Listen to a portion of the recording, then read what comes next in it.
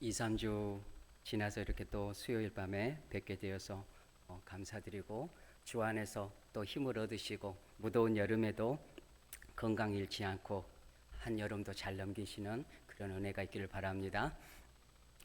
예, 이 땅 속에는 물이 흐르고 있잖아요. 그걸 지하수라고 그래요. 그래서 그걸 찾을 때 뭐라고 하냐면 수맥이다 그래요. 그리고 땅 속에 광석이 있는데 금이 섞여서 한 줄기로 있으면 그걸 금맥이라고 그래요. 그래서 수맥, 금맥. 우리 몸에도 맥이 있어요. 여기 맥을 짚으면 진맥이라고 하기도 하고 또 맥진이라는 그런 전문적 용어를 쓴대요. 흐른다. 뭔가 발전사적으로 어떤 맥이 흐른다. 이렇게 했죠. 수맥과 금맥과 우리 맥, 피가 흐르고 있는 거죠. 성경 속에서도 흐르고 있어요. 뭐가 흐를까? 제가 원하는 답은 두 글자로 약자로 만들어 봤는데 한번 따라해 보십니다. 예맥. 예맥이 뭘까요? 갑자기 생각났어요. 안 믿는 사람들은 생맥 얘기하더라고요. 생맥, 맥주와 통닭 뭐 이런지는 모르겠어요. 근데 성경 안에도 수맥처럼 금맥처럼 우리 몸 안에 혈액이 모세혈관 같이 잘 심장이 수축할 때마다 퍼지는 것처럼 성경에도 맥이 있다, 흐름이 있다. 이거를 발전 혹은 변천사로 이렇게 얘기할 수도 있는데 예맥, 예수 그리스도의 맥이 흐르고 있다는 겁니다. 그래서 성경 구약부터 창세기부터 요한계시록까지는 예수 그리스도 중심으로 있는 거죠. 그래서 성경을 짜면 무엇이 나온다? 예수 그리스도. 예수 그리스도를 또 짜면 뭐가 나올까요? 예수님의 피가 나오는 거예요. 그래서 성경 속에서는 예수 그리스도의 피를 보아야 된다. 그래서 누군가 이런 얘기를 써놨더라고요. 성경을 짜면 피가 나오는데 구약은 짐승의 피요, 신약은 예수 그리스도의 피요. 그래서 성경 안에서 피를 보지 못하면 아무것도 보지 못한 것이다. 왜냐하면 예수 그리스도를 통해서 구원이 있고 예수 그리스도를 통해서 그 죄사함을 통해서 하나님의 나라가 있고 그의 부르심과 그의 은혜와 모든 영광의 시작점이 근원이 예수 그리스도의 보혈의 피로부터 시작되기 때문에 그렇다는 겁니다. 그래서 예맥, 예수 그리스도의 보혈의 피의 능력이 성경에 있다. 그래서 창세기부터 오늘 제가 뭔 거를 준비했냐면 정확한 신학적 용어는 아니에요. 그냥 제가 생각했을 때 예수 그리스도의 보혈의 피의 발전사, 변천사. 하나님께서 에덴 동산에서부터 이제 연약한 죄인된 인생들을 구원하시기로 작정하시 가시는데 예수 그리스도를 하나님의 아들이신 당신의 아들을 보내셔서 구원의 역사를 이루어 가고자 하는 그런 원대한 계획들을 가지고 계시는데 단번에 이루시지 않고 점진적인 확장성을 가지고 하나님의 뜻들을 보여주신다는 겁니다. 처음에는 하나, 그 다음에는 5개, 그 다음에 10개, 마지막에는 100개가 완성이라면 점진적으로 하나님의 선하신 뜻들을 구약에서부터 신약에 이르기까지 또 완성된 하나님의 나라가 완성될 때까지 우리에게 말씀으로 약속해 놓으셨고 성경에 기록해 넣으셨다. 그래서 이 언약, 이 발전사 예수 그리스도의 예맥의 피의 보혈의 능력의 예맥을 그래프로 먼저 PPT를 먼저 살펴보고 전체를 보여드린 다음에 간단하게 중간중간 성경을 또 정확하게 근거를 제시하면서 넘어가고요. 그 다음에는 오늘의 본문이 있는 성막의 일꾼을 세우는 과정인데 이 성막 일꾼으로서 오늘날 말하면 교회죠. 이 성막을 짓던 때가 광야교회예요. 이스라엘 백성들이 출애굽하고 40년 동안 광야 생활을 하는 동안 가장 먼저 하나님께서 그들에게 약속하신 게 율법을 주셨고 그리고 성막을 짓게 하신 거예요. 오늘날로 말하면 교회라는 거죠. 그래서 어떠한 발전사를 가지고 왔는지 그렇게 볼게요. 자, 성막이라고 했을 때 한번 따라해 보십니다. 광야교회, 현재교회, 하나님의 나라, 완성되는 이렇게 생각해 보시면 되겠습니다. 이 성막은 구체적으로 조직적이고 이런 시스템이라고 해야 될까요? 조직을 통해서 보여주는 단계예요. 이걸 그래프를 먼저 PPT를 먼저 말씀을 드리면 이런 단계가 있어요. 한번 저 빨간 글씨만 이렇게 같이 읽어볼까요? 시작. 가죽옷, 노아제단, 유월절 어린 양, 시내산 언약, 성막, 장막, 예루살렘 성전, 예수 그리스도, 교회, 하나님 나라, 새 예루살렘. 자, 잠깐 드셔요. 이제 이거를 지금이 어느 단계예요? 지금이 어느 단계예요? 따라해 보십니다. 교회. 그래서 이게 뭐냐면 우리가 현재 하나님의 구속사 속에서 어디에 놓여 있는가? 가죽옷을 지났고 노아제단을 지났고 오늘 본문에 있는 성막시대도 지났고 예수 그리스도께서 이미 이 땅에 아기 예수로 오셨고 십자가를 지시고 물과 피를 다 쏟으시고 3일 만에 부활하셔서 하나님 보좌 우편에 하나님 나라에 가셨다는 거예요. 다시 오시마 약속하시고 그날과 그 시는 우리는 알 수는 없지만 도적 같은 그때의 도적과 같이 오신다 약속하고 가셨는데 그랬다는 거예요. 그래서 그 모든 것들이 발전사적으로 표현하자면 다 지났어요. 그리고 오늘날 현재 교회, 우리가 꿈꾸는 이 진도중앙교회, 그리고 열방에 퍼져 있는 전투하는 교회, 영적인 전투하는 교회라고 표현합니다. 그리고 마지막 하나가 뭐 남았다고 했어요? 따라해 보십니다. 하나님의 나라, 새 예루살렘. 그러니까 새 하늘과 새 땅, 마지막 단계 하나가 남아 있는 거예요. 그래서 우리가 현재 어떠한 시대적 상황 속에서 신앙을 하고 있는지 이렇게 보여진다는 겁니다.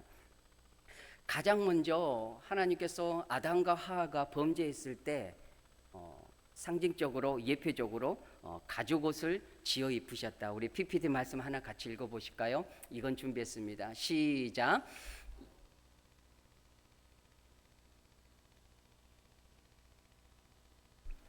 아멘. 여기서는 예수님이 전혀 안 보여요. 물론 노아 시대에도 안 보이고요. 그럼에도 불구하고 하나님께서는 에덴 동산에서 아담과 하와가 범죄한 이후에 범죄했다는 것은 정령 죽으리라, 몸과 영혼의 죽음이에요. 이미 죽었어요. 그러나 누군가의 희생을 통해서 구원에 이르르는 그 설계도를 가죽옷을 통해서 누군가가 죽어야 되는 짐승의 희생을 통해서 그 짐승은 미래로 오실 초림하실 예수 그리스도를 바라보면서 그걸 예표라고 합니다. 미래적으로 오실 그분을 바라보면서 상징적으로 가죽옷을 지었다는 겁니다. 그리고 노아 홍수가 지난 후에 노아의 8 가족 식구를 통해서 다시 한번 이 땅에 번창하는 인류가 번창해 나가는 걸 보잖아요. 그 전에 그 인생들은 다 죽고요. 그래서 창세기 8장 28절 20절에 노아가 여호와께 제단을 쌓고, 여기서 제단을 쌓고 그때는 돌로 만든 제단이에요. 그래서 여호와께 정결한 짐승으로 비둘기를 잡았던 양을 잡았던, 정확히 표현되지 않았지만 번제 제단을 쌓았다는 것은 누군가가 희생되어졌다는 거예요. 그건 대신해서 짐승이나 이 짐승은 미래로 오실 예수 그리스도를 예표한다. 그래서 아브라함도 이삭도 야곱도 항상 옮기는 곳곳마다 가장 먼저 그들이 족장들이 행했던 건 뭐냐면 따라해 보십니다. 제단을 쌓고 예수 그리스도를 예표하는 희생의 제사를 오늘날로 표현하면 예배를 드렸다는 겁니다. 여기서 먼저 말씀드리면 우리가 예배 드릴 때 우리가 단독자로 예배를 드린 것이 우선이 아니라 예수 그리스도를 통해서 하나님 보좌 앞에 담대히 나아가는 예배자가 된다는 겁니다. 기도하는 것도 마지막에 예수님의 이름으로 기도드립니다라고 도장을 찍을 때에 그게 효력이 발생하는 거예요. 중보자 되심. 우리는 항상 하나님께 직접 들어가는 것 같지만 예수 그리스도를 통해서 가야 된다. 그래서 중보자다라고 표현한 겁니다.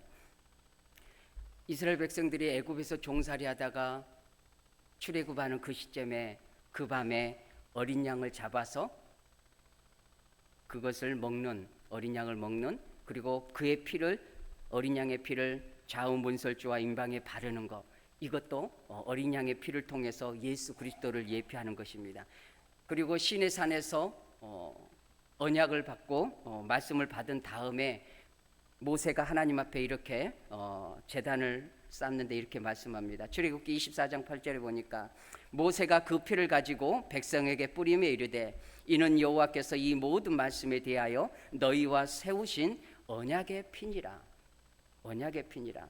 이미 예수 그리스도의 흐르는 구속사의 피의 어떤 발전사를 이미 보여드리기 때문에 이렇습니다. 오늘 본문에서 이제 보는 것은 이제 성전 성막이 나옵니다. 성전과 성막이라는 단어가 혼용이 돼요. 그래서 성전은 어떤 의미로 먼저 쓰여졌냐면 하나님의 임재의 장소, 거룩하신 하나님이 임재의 장소로 썼을 때 성막이라 이렇게 표현하고요.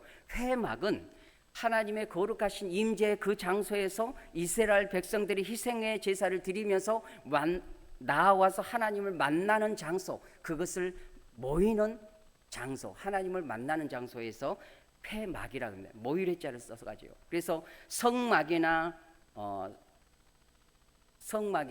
이렇게 같은 뜻이지만은 회막이나 성막이나 같은 뜻이지만은 정확한 의미로는 그렇다. 다시 한번 질문해 봅니다. 다시 알려드릴게요.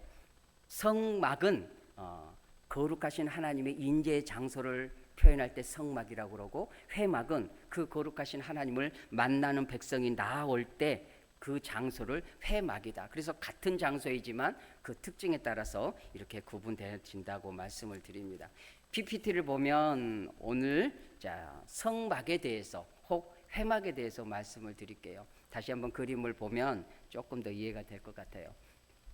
하나님께서 모세를 통해서 출애굽하면서 이 회막 성막을 이렇게 만들어라, 이런 구조로 행하라고 그랬어요. 그래서 세 지파씩 동서남북에 배치가 됐고, 그 가운데 있는 게 뭘까요? 회막 성막이에요. 이제 회막이든 성막이든 같은 뜻이라고 했어요. 이 회막이 이스라엘 백성들의 중심에 있다라는 것은 무슨 뜻일까요? 이게 그냥 있는 게 아니라 상징적 의미예요. 한번 저와 같이 따라해 보십니다. 하나님 중심, 예수 그리스도 중심, 교회 중심, 말씀 중심. 이스라엘 백성이나 오늘 우리 2025년을 살아가는 우리에게 있어서 이 배치도가 하나님께서 원하시는 그리스도인들의 삶의 중심에 뭐가 있어야 되냐? 말씀 중심, 하나님 중심, 교회 중심, 성경 중심. 우리 안에 삶의 중심을 항상 놓고라는 거죠. 먹고 사는 것이 중심이 아니고, 나의 자아 실현하는 것이 중심이 아니고, 내 뜻과 원대한 야망을 펼치는 것이 아니라 하나님 안에서 산다는 겁니다. 그래서 우리 안에도 우리의 주인이 누구여야 된달까요? 우리 안에 주인이 누구여야 돼요? 예수님, 하나님이 주인이 돼야 된다. 이 그래프가 오늘날 우리 신앙생활의 삶에 연결이 된다는 겁니다. 이 싸움이죠. 어떻게 보면 신앙생활은 이 싸움이에요. 우리 안에 누가 주인이 되느냐? 세상의 욕망이 되느냐? 내가 주인이 되느냐? 특히 나와 하나님과의 그 저울질 속에서 그 싸움을 하고 있는 거죠. 오늘 하루를 살아가면서도 아는 분은 깨어있는 분이에요. 내가 영적인 내 안에 누가 중심이 되는지, 내가 살아 움직이는지, 하나님이 살아 움직이는지, 말씀이 움직이는지 우리 스스로가 분별이 된다는 거예요. 때로는 고개 숙일 때도 있고, 때로는 감사 찬양으로 승리할 때도 있다는 겁니다. 승리할 때도 혹은 고개 숙일 그때에도 여전히 우리가 의지할 분은 누구실까요? 예수 그리스도. 그러니까 세상은 승리할 때는 웃어요. 근데 실패하면 고개를 떨구는 거예요. 금메달을 따면 영광을 돌려요. 그러나 꼴등으로 들어오면 고개를 쳐박고 부끄러워해요.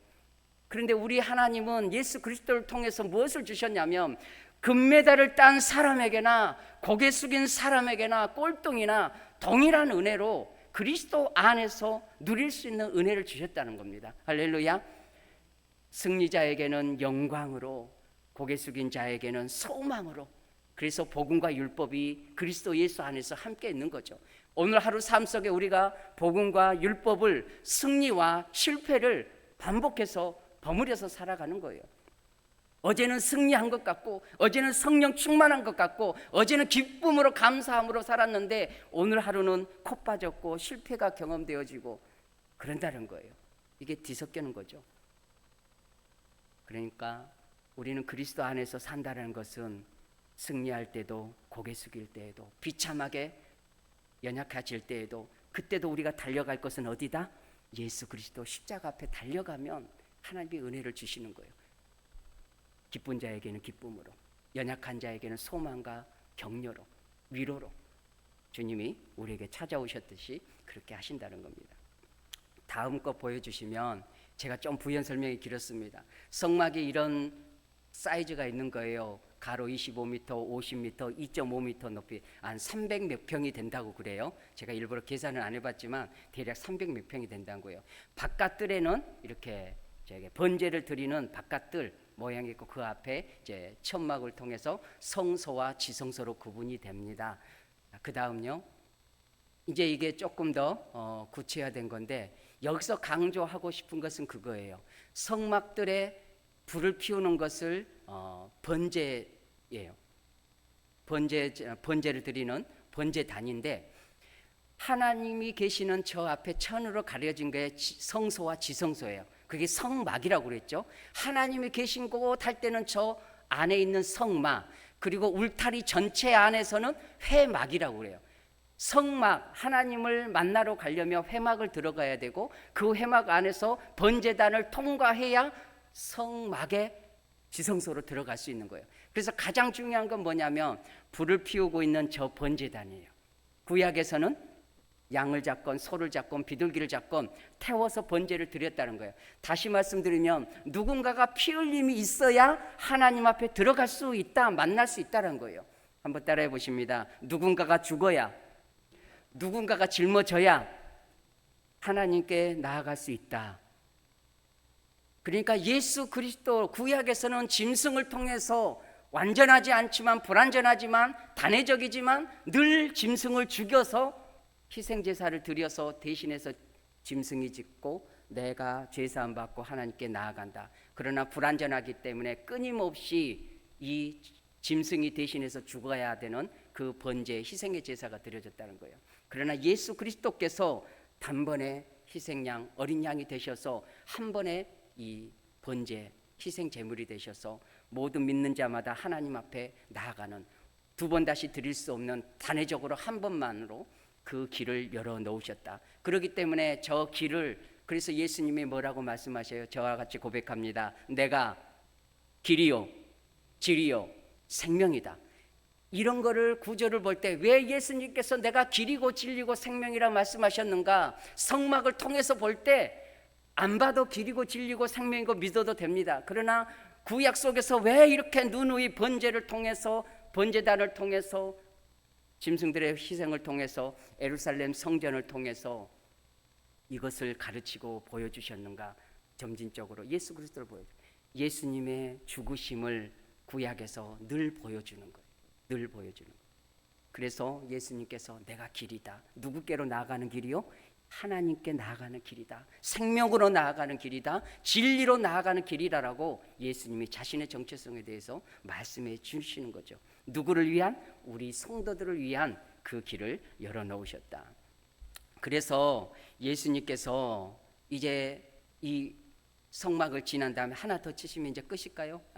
지성소, 성소와 지성소 있는데, 성소에는 등대, 분향 이런 것 대작이 있고요. 지성소 안에는 법궤가 있었어요. 그래서 십계명 두 돌판하고 만나하고 아론의 쌍난 지팡이가 담겨 있는 거예요. 1년에 딱 대속죄일, 대제사 중에 하루만 들어가서 하나님과 대면한 그런 거였습니다.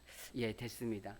이러한 성막의 시대가 지난 다음에 하나님께서 이제 어떤 형태로 좀 더 발전된 형태, 저거는 광야에서 천막이었어요. 몽골의 사람들이 천막을 지듯이. 그러나 조금 시간이 지나서 다윗이 하나님을 예배하는 그러한 성전을 짓고 싶었지만, 다윗은 피를 많이 봤어요. 싸움 전쟁터에 피를 많이 보았기 때문에 하나님께서 그에게 허락하지 않고 그 아들 솔로몬에게 성전 짓는 것을 허락했죠. 그래서 예루살렘 성전, 솔로몬 성전, 하나님 앞에 예배하고 번제 드리는 성전이 되어졌고, 그 말씀이 이제 어디에 말씀이 있냐? 히브리서를 한 장 또 읽어보시면 좋겠습니다. 여러분들이 읽어보시면 좋겠습니다. 히브리서 9장 11절로 여러분 부탁드립니다. 시작.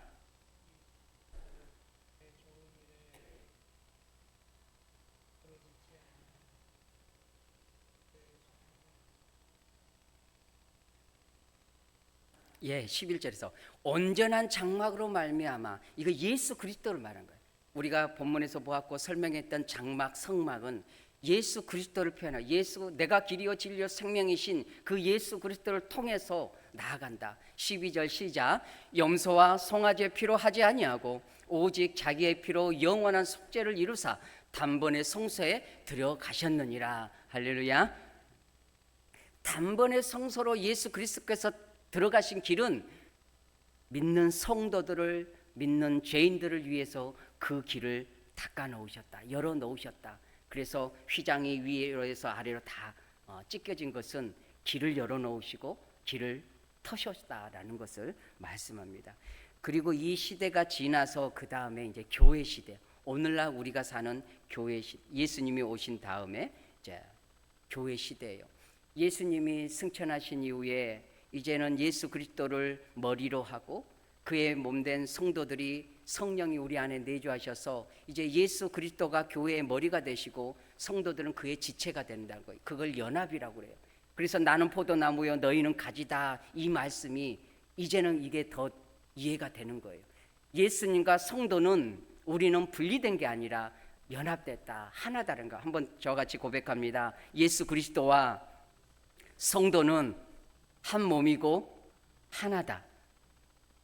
신성적인 하나가 아니라 예수 그리스도께서 피 흘려 값지어 죽으신 교회를 세우고자 하는 그 발전사는 뭐냐면 하나님과 우리가 연합된 하나님의 나라의 원대한 꿈을 가지고 계시다는 거예요. 왜 제가 그렇게 가죽옷으로, 번제단으로, 유월절로, 성전으로, 교회로, 미래로 새 예루살렘까지 왜 이걸 연결했느냐? 하나님의 설계도가 보이는 거예요. 구원 얻는 것 그 자체로가 끝나는 게 아니라 하나님과 연합되어지고 하나 되어지는 놀라운 신비적인 것들을 하나님이 계획하셨다는 거예요. 왜냐하면 이것을 할 때에 오늘날 우리가 교회를 섬기는 의미가 무엇이고 우리가 고대하고 소망하는 그 하나님의 나라가 우리에게 어떠한 의미로 다가오는지, 그 나라를 고달프고 힘들지만 끝까지 믿음 안에서 소망하고 기다려야 되는 것이 무엇인가를 우리가 알게 된다는 거죠. 막연히 죽으면 천국 간다, 이것도 좋습니다. 그러나 좀 더 깊이 알면 하나님께서 우리에게 주신 일들이 얼마나 크신 일인가. 예수님이 죽으신 것만으로 끝나는 것이 아니라 예수 그리스도가 교회의 머리가 되시고 우리를 그의 지체로 함께 연합된 모습으로, 지금은 아닌 것 같으나 하나님 나라에서 완전하게 그러한 평강을 누리도록 우리에게 허락해 주신다는 겁니다. 그래서 우리의 신앙생활이 의미가 있고, 교회에서 오늘 본문에서는요 성막의 일꾼들을 세우시는 거예요. 오늘날로 말하면 교회의 일꾼을 세우시는 거예요. 이러한 하나님의 계획 안에서 오늘 교회로, 직분자로, 성도로 이 모양 저 모양으로 섬기는 의미가 얼마나 귀한가. 우리가 생각하는 그것보다 더 깊고 더 오묘함이 있다. 그 가치가 더하다라는 것입니다. 예, 말씀이 하나 더 있는데 그래도 읽을까요? 한번 PPT 한번 또 보십니다. 준비했으니까 읽겠습니다. 자, 고린도전서 3장 16절 시작. 너희가 하나님의 성전인 것과 하나님의 성령이 너희 안에 계시는 것을 알지 못하느냐. 그 아래 거 시작. 너희는 그리스도의 몸이요 지체의 각 부분이라. 예, 그리스도의 몸이요 각 지체라. 자, 이런 관점에서 이제 그러면 오늘 본문 이론을 좀 말씀을 드렸습니다. 그래서 오늘 우리가 저나 여러분들이나 직분에 상관없이 그리스도 안에서 성도된 우리가, 특별히 교회 안에서 우리에게 허락하신 직분을, 그런 직분이 얼마나 의미가 있고 가치가 있는가. 때로는 버겁게 느껴지는 어깨의 짐이 무겁지만 그 의미와 가치가 얼마나 큰가, 이런 것들을 생각해 볼 때 하나님의 원대한 꿈에 내가 동참하고 있다. 하나님의 꿈에, 하나님의 계획에 미약하지만 성도로, 직분자로 내가 협력하고 하나님의 동역자로 살아간다라는 것, 이것이 얼마나 크고 영광스러운 일인가. 지금은 당장 보이지 않아요. 그러나 저도 잘 보이지 않아요. 그러나 그날에 가면 하나님의 나라에서 완성된 아직 1단계가 남았습니다. 마지막 새 예루살렘, 하나님의 나라, 거룩한 주님의 신부로서의 우리가 하나님의 나라에 갈 때 그 영광스러움이 더할 것이라는 것이죠. 자, 그럼 본문에서 좀 살펴보겠습니다. 이스라엘 백성들에게 성막 회막을 설계하고 만드신 다음에 각각 직분대로 역할들을 맡겨 놓으셨어요. 물론 구약이 있기 때문에 기능적인 일들을 많이 맡기셨다는 거예요. 뭔가 만들고 세공하고 금으로 만들고 물두멍을 만들고 기능사죠.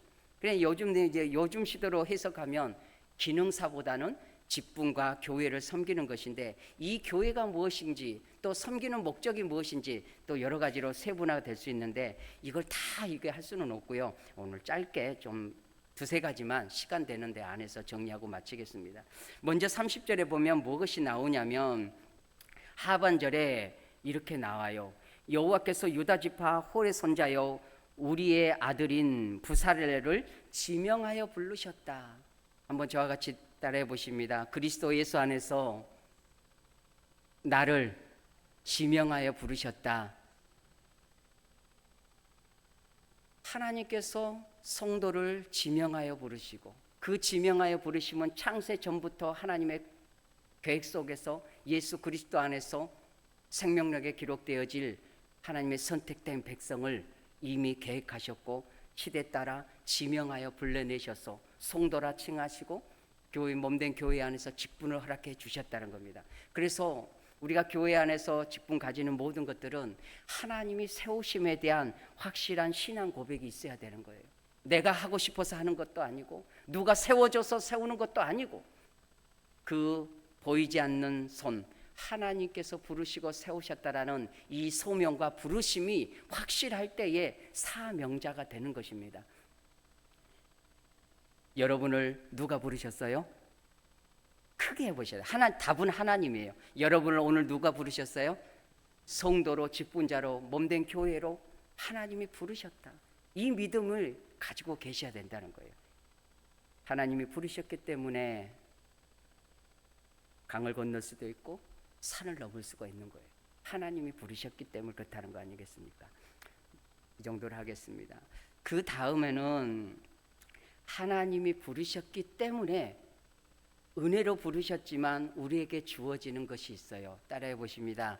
책임과 충성이에요. 우리가 성도로서 직분자로서 교회를 섬길 때에 지명하여 부르신 우리에게는 책임과 충성이 따른다는 거예요. 왜요? 하나님께서 부르셨기 때문에. 모세를 보거나 이 지명자 하나님의 사람들을 보면 하나님이 부르셨을 때 어떻게 고난 앞에서도 순종하고 그 길을 걸어가야 하는지 이걸 보여준다는 겁니다.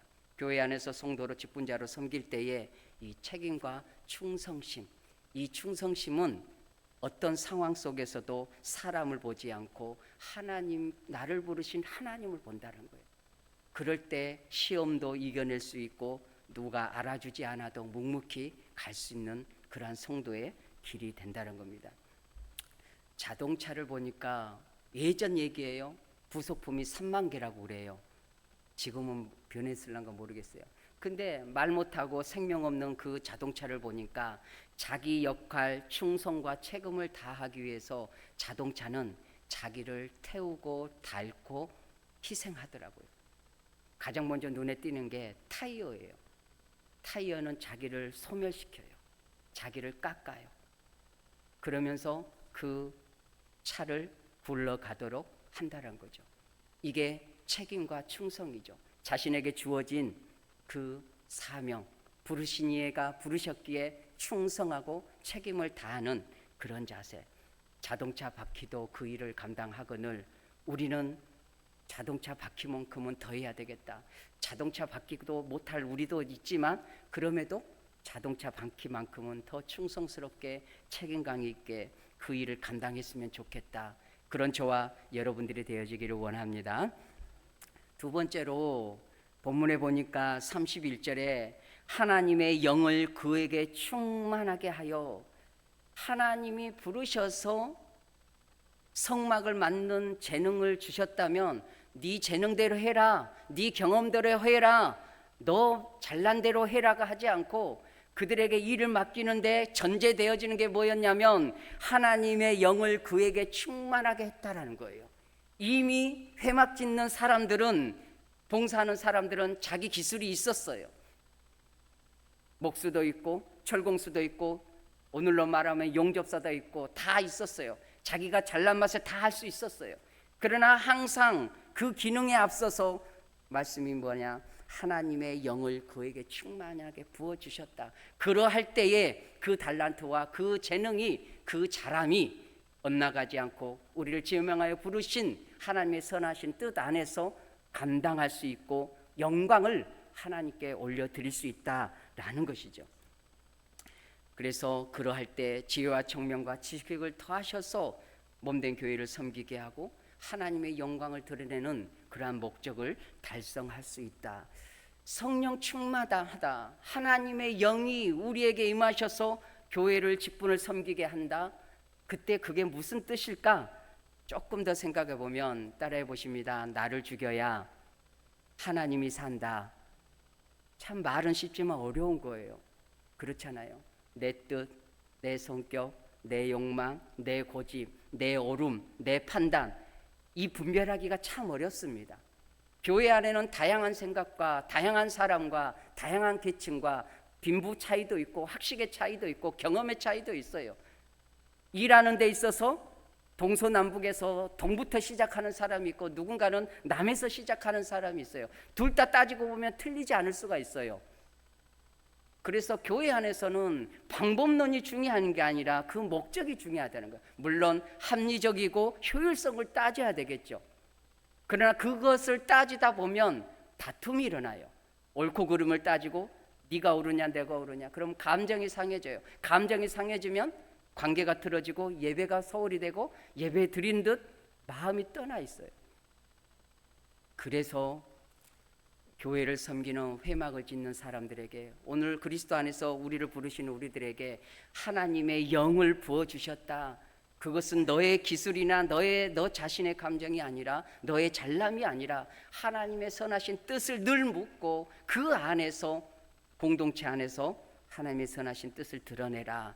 그래서 내가 죽는 것이 하나님이 산다. 이건 참 어렵습니다. 어렵지만 원리가 그렇다는 겁니다. 결과를 만들어내는 것이 목적이 아니라 하나님의 영광을 나타내는 것이다. 한번 저와 같이 해보실까요? 결과물을 만들어내는 것이 목적이 아니라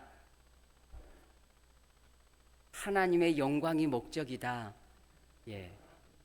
이해가 되십니까? 이해를 하셔야 되는 거죠. 더 설명하면 잔소리 같고 이상하잖아요. 내 목적을 만들어내는, 결과물을 만들어내는 것이 아니라 하나님의 영광을 나타내는 것이 목적이다. 그래서 화평을 만들어내는 것이 교회 안에서도 중요하다는 그 말씀이죠. 다시 말씀드리지만 그렇습니다. 그리고 또 한 가지는 왜 우리가 하나님의 영으로, 성령으로 충만해야 되냐면, 교회 안에서는 목적과 수단을 볼 때에 교회는 산에서는 우리가 항상 목적으로 봐야 돼요. 성도를 대할 때도 목적으로 봐야 되고, 예배를 드릴 때도 목적으로 해야 되고, 기도를 드릴 때도 목적으로 해야 되는 거예요. 누군가를 도와줄 때도 목적으로 해야 되는 거예요. 다시 말해서 수단을 삼지 않는다는 것은 예배를 통해서 수단 하나 만들지 말라. 무언가 얻기 위해서, 무언가 누리기 위해서 나의 목적을 두고 수단화시켜서는 안 된다는 거예요. 그것이 사람이 됐건 하나님이 됐건 그 자체로서 목적으로 섬겨야 된다는 거예요. 우리가 좀 더 구체적으로, 제 모교회이기 때문에 다른 교회 가면 이런 표현을 안 쓸 수도 있어요. 우리에겐 기능이 있어요. 갖가지 기능이 있잖아요. 식당에서도 봉사하고, 차량으로도 봉사하고, 교사로도 하고, 화분도 하고, 청소도 하고, 100가지가 넘을 수 있잖아요. 물도 올리고 다 100가지 다 포함해서. 이건 기능이에요. 이 기능의 목적이 뭘까요? 기능의 목적 따라해 보십니다. 성도를 섬기는 것, 곧 궁극적으로 하나님께 영광을 돌리는 거예요. 그러니까 교회 안에서는요, 내 기능이 목적이 아니라 기능은 수단이 돼야 돼요.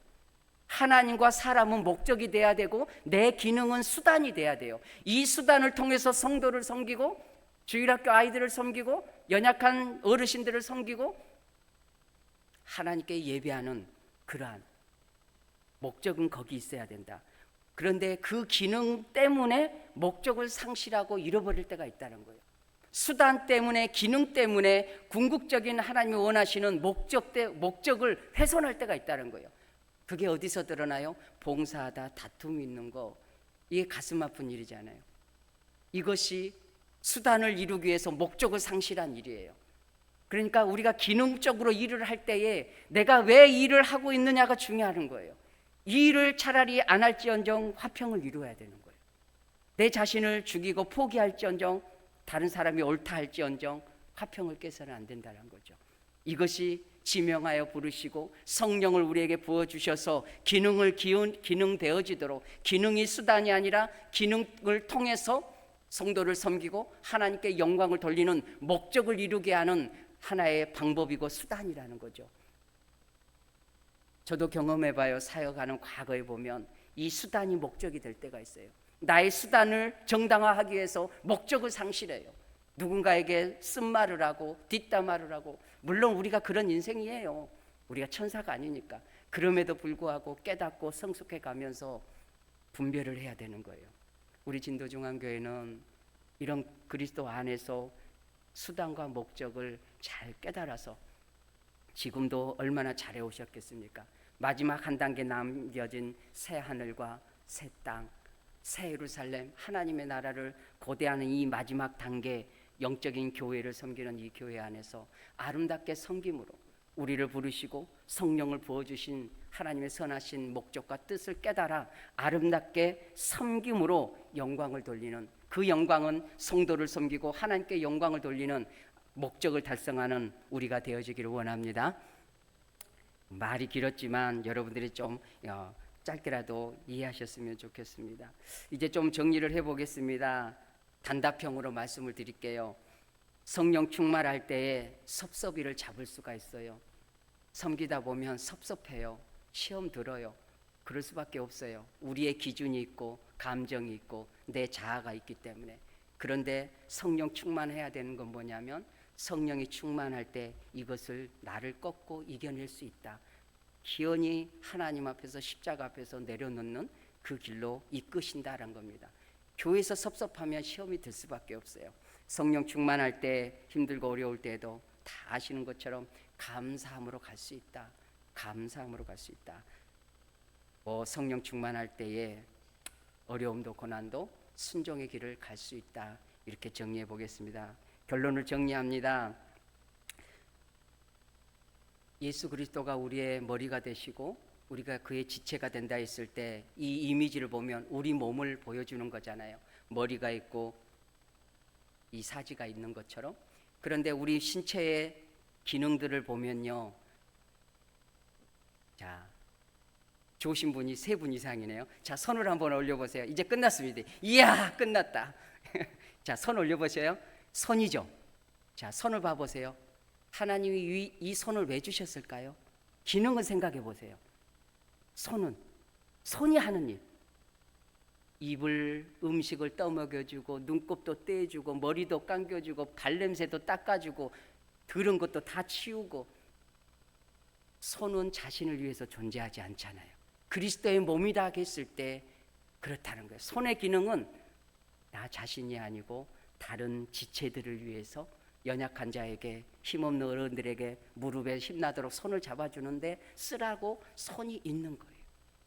다른 신체 부위를 말할 필요성이 더 있겠습니까? 발은 뭐라고 발이 있겠어요? 얼마나 발이 고생합니까? 이 몸 전체를.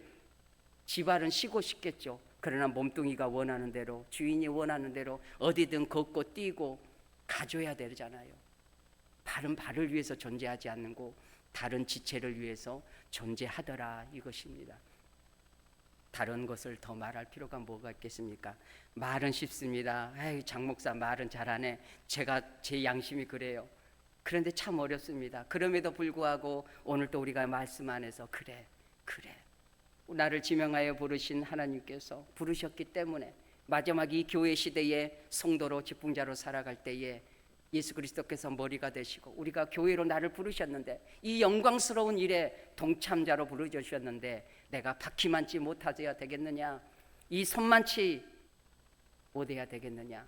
손을 통해서 발을 통해서 교훈을 얻고 몸된 교회 안에서 연약한 성도들을 섬김으로 하나님의 영광을 드러내는 복 있는 우리 성도들이 되어지기를 주님의 이름으로 축원합니다. 기도하기 찬송하고